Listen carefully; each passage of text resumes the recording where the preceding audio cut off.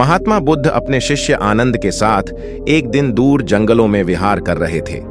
यह समय गर्मियों का था और जंगल की तपती दोपहर में रास्ता तय करना आसान नहीं था। फिर भी बुद्ध धीरे धीरे अपने सहज और शांत चित्त के साथ आगे बढ़ते रहे और आनंद उनके पीछे पीछे चलते रहे। थोड़ी दूर चलने के बाद उन्हें एक सूखा हुआ पेड़ दिखाई दिया जिसकी छाया में थोड़ा विश्राम किया जा सकता था। वे वहीं रुके और थोड़ी देर विश्राम करने लगे। तभी झाड़ियों के पीछे से एक दुबला पतला, थका हुआ और सहमा हुआ व्यक्ति बाहर निकला। उसके कपड़े फटे हुए थे, शरीर पर खरोंचें और घाव के निशान थे। वह बुद्ध और आनंद को देखकर कुछ पल रुका, फिर धीरे धीरे उनके पास आया। उस व्यक्ति ने कांपती आवाज में कहा, हे भंते, क्या आप मुझे शरण देंगे? मैं बहुत दुखी हूं, मेरे जीवन में अंधकार ही अंधकार है। बुद्ध ने शांत स्वर में कहा, बैठो, विश्राम करो, पहले अपने आप को स्थिर करो, फिर बताओ क्या हुआ। वह व्यक्ति बुद्ध के चरणों में बैठ गया और रोने लगा। कुछ देर बाद उसने अपनी कहानी बताई। मैं एक छोटे से गांव में रहता था, पर वहां का राजा अत्यंत क्रूर है। वह गांव वालों से झबरन कर वसूलता है और जो न दे पाए उन्हें कैद करवा देता है या दंड देता है। मैं एक किसान था, मेरी फसलें सूख गईं, मैं कर नहीं चुका पाया तो सैनिकों ने मुझे घर से खींच कर ले जाना चाहा।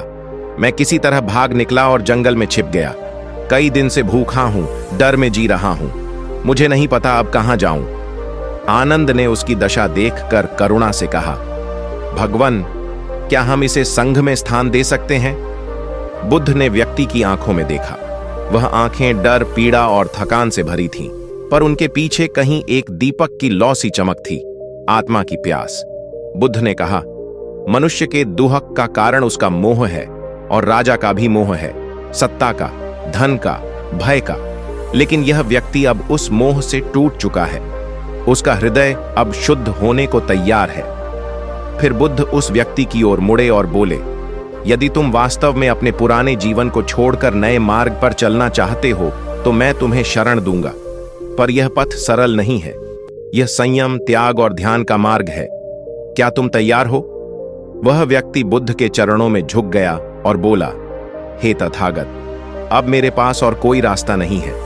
मैं जानता हूं यह कठिन होगा, पर कृपया मुझे अपने चरणों में स्थान दें। बुद्ध ने मुस्कुराकर उसका सिर सहलाया और आनंद से कहा, आज से यह भी हमारा भाई है।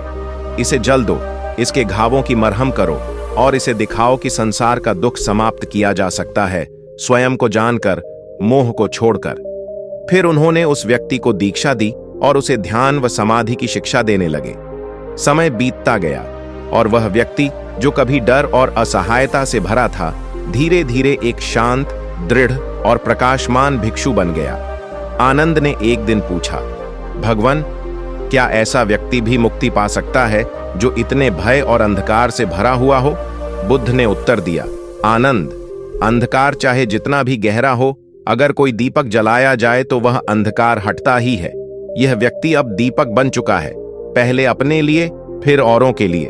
और इस प्रकार एक शरणार्थी जो क्रूरता और अत्याचार से भागा था, बुद्ध के सान्निध्य में स्वयं का मुक्त स्वरूप पा गया। यह कहानी हमें सिखाती है कि परिस्थिति चाहे जैसी भी हो, यदि हृदय में परिवर्तन की सच्ची प्यास हो तो जीवन को नए अर्थ के साथ जिया जा सकता है।